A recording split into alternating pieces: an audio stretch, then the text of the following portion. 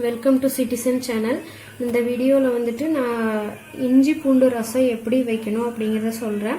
இந்த இஞ்சி பூண்டு ரசம் நம்ம மோஸ்ட்லி மிளகு ரசம், தக்காளி ரசம், புளி ரசம் அந்த மாதிரி வைப்போம். இப்போ பார்த்தீங்கன்னா இஞ்சி பூண்டு ரசம் மட்டும் நீங்கள் வைக்கும்போது என்னன்னா நல்லா ஒரு இம்யூனிட்டி பவர் அதிகமாகும். உங்களுக்கு பார்த்தீங்கன்னா இந்த ரசம் சாப்பிடும்போது இது வந்து குழந்தைங்களுக்கும் கொடுக்கலாம், பெரியவங்களுக்கும் கொடுக்கலாம். இந்த ரசம் வந்துட்டு சாப்பிட்டீங்கன்னா சளி, காய்ச்சல் எதுவாக இருந்தாலும் சரியாயிரும். ஏன்னா மோஸ்ட்லி பார்த்தீங்கன்னா சளி காய்ச்சல் இருக்கிற டைம்ல ரசம் சாப்பாடு தான் அதிகமாக விரும்பி கொடுப்பாங்க. அப்போ இருந்து இப்போ வரைக்கும் ரசம் சாப்பாடு கொடுப்பாங்க. அது எல்லாத்தினாலையும் சீக்கிரம் டைஜஸ்ட் ஆகும் அப்படிங்கறக்காக நம்ம இதில் எக்ஸ்ட்ராவா இஞ்சி போட்டு செய்யும் போது பார்த்தீங்கன்னா உங்களுக்கு நல்ல ஒரு நோய் எதிர்ப்பு சக்தியாக இருக்கும்போது இந்த ஓகே. இப்போ வந்துட்டு இஞ்சி பூண்டு ரசத்துக்கு என்னென்னலாம் தேவைங்கிறத பார்க்கலாம். இப்போ பார்த்தீங்கன்னா இஞ்சி வந்துட்டு இந்த அளவுக்கு எடுத்திருக்கிறேன். பூண்டு வந்துட்டு பார்த்தீங்கன்னா ஒரு 10-12 பூண்டு எடுத்திருக்கிறேன். அதுக்கப்புறம் தாளிக்கிறதுக்கு கருவேப்பிலை எடுத்திருக்கிறேன். லாஸ்ட்டாக போடுறது கொத்தமல்லி தழை. அப்புறம் ரசத்துக்கு மெயின் பார்த்தீங்கன்னா சீரகம் 1 டீஸ்பூன், மிளகு 1/2 டீஸ்பூன் எடுத்திருக்கிறேன்.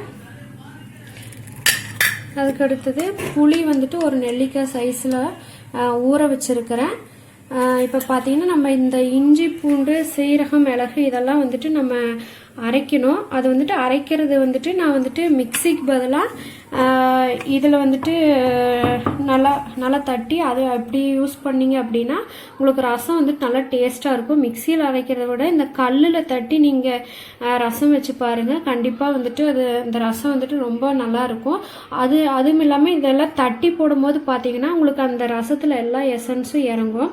ஓகே. இப்போ வந்துட்டு இஞ்சி வந்துட்டு கொஞ்சம் சின்னதாக வெட்டிட்டு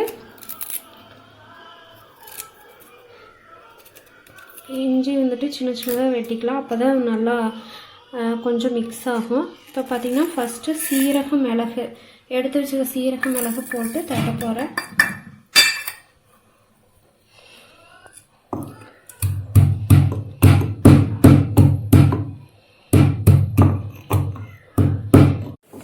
ஓகே. இப்போ பார்த்தீங்கன்னா இஞ்சி பூண்டு சீரகம் மிளகு இதெல்லாம் வந்துட்டு நல்லா தட்டி இருக்குது கல்லை வச்சு. அடுத்தது பார்த்தீங்கன்னா கருவேப்பிலை ஒரு 4-5 போட்டுக்கோங்க. கருவேப்பிலை வந்துட்டு ஒரு 4-5 போட்டிருக்கிறேன். இதையும் வந்துட்டு கொஞ்சம் தட்டிக்கோங்க.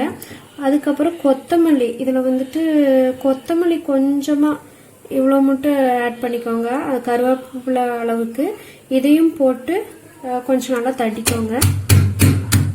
இப்போ பார்த்தீங்கன்னா அடுப்பில் பாத்திரத்தை வச்சுட்டு உங்களுக்கு வந்துட்டு எண்ணெய் வந்துட்டு கொஞ்சமாக ஊற்றிக்கோங்க. ஏன்னா ரசத்துக்கு தான், அதனால கொஞ்சம் 1 ஸ்பூன் மட்டும் ஊற்றினா போதும்.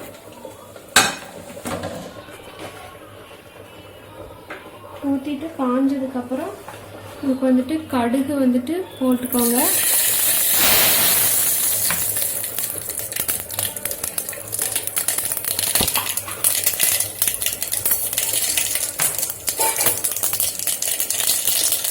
கடுகு போட்டதுக்கப்புறம் கருவேப்பிலை, பச்சை மிளகாய்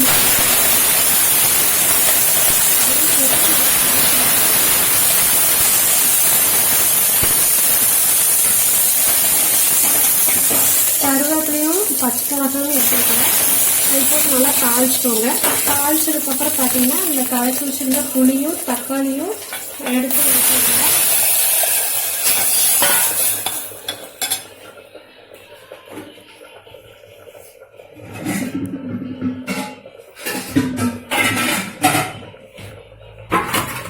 தண்ணி வந்துட்டு எவ்வளோ வேணுமோ அந்த உங்களுக்கு புளிப்புக்கு ஏற்ற மாதிரி தண்ணி ஊற்றிக்கோங்க.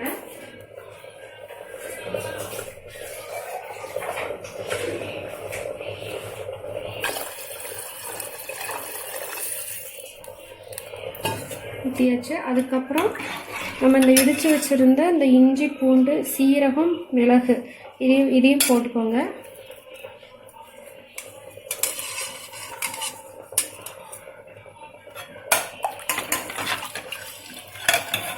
போட்டுட்டு ஒரு 1/2 டீஸ்பூன் மஞ்சத்தூள் போட்டுக்கோங்க.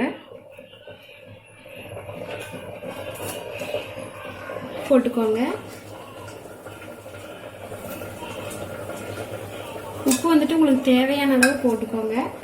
போட்டுட்டு நல்லா மிக்ஸ் பண்ணி விட்டுக்கோங்க. அதுக்கப்புறம் லைட்டாக கொதி வரும்போது நம்ம வந்துட்டு அடுப்பு ஆஃப் பண்ணிடலாம்.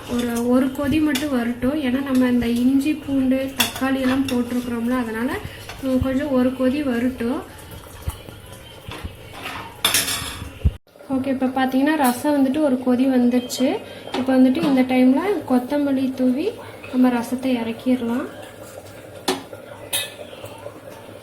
அடுப்பு ஆஃப் பண்ணிவிட்டு இப்போ வந்துட்டு நல்லா மிக்ஸ் பண்ணி விட்டுக்கோங்க கொத்தமல்லி போட்டதுக்கப்புறம். ஏன்னா அப்போ தான் இந்த எசன்ஸ் எல்லாம் இறங்கும். பார்த்திங்கன்னா ரசம் வந்துட்டு இந்த மாதிரி எல்லாமே வந்துட்டு நீங்கள் கல்லில் வந்துட்டு அரைச்சோ அல்லது இடிச்சோ அந்த மாதிரி போட்டு பாருங்கள். இந்த ரசம் வந்துட்டு நல்லாயிருக்கும். ஓகே, இந்த ரசம் வந்துட்டு நீங்கள் வீட்டில் செஞ்சு பார்த்துட்டு எப்படின்னு கமெண்ட்டில் வந்துட்டு சொல்லுங்கள். ஓகே, இந்த வீடியோ பிடிச்சிருந்தா லைக் பண்ணுங்கள், ஷேர் பண்ணுங்கள், மறக்காமல் சப்ஸ்கிரைப் பண்ணுங்கள். தேங்க்யூ.